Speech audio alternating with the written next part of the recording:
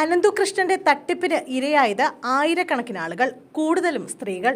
അന്വേഷണം ക്രൈംബ്രാഞ്ചിന്. CSR ഫണ്ടിന്റെ മറവിൽ അനന്തുകൃഷ്ണൻ നടത്തിയ തട്ടിപ്പുകളിൽ അന്വേഷണം ക്രൈംബ്രാഞ്ചിന് കൈമാറും. സാമ്പത്തിക കുറ്റകൃത്യം അന്വേഷിക്കുന്ന സംഘമാണ് തട്ടിപ്പ് അന്വേഷിക്കുക.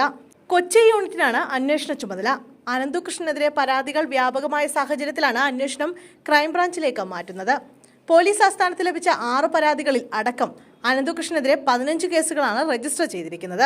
ആലപ്പുഴ, കോട്ടയം, ഇടുക്കി, എറണാകുളം ജില്ലക്കാരാണ് തട്ടിപ്പിന് ഇരയായവരിൽ കൂടുതലും. സംസ്ഥാനത്താകെ 350 കോടിയുടെ തട്ടിപ്പ് അനന്തുകൃഷ്ണൻ നടത്തിയെന്നാണ് പ്രാഥമിക വിവരം.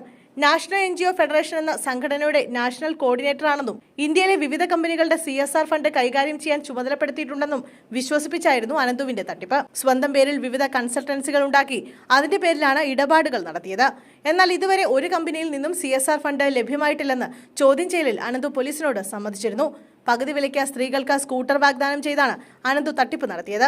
വിവിധ പദ്ധതികളുടെ പേരിൽ 300 കോടിയിലേറെ രൂപയുടെ തട്ടിപ്പ് ഇയാൾ നടത്തിയതായാണ് വിവരം. അനന്തുകൃഷ്ണന്റെ അറസ്റ്റിന് പിന്നാലെ തട്ടിപ്പിനിരയായെന്ന പരാതിയുമായി 1200ഓളം സ്ത്രീകൾ രംഗത്തെത്തിയിരുന്നു.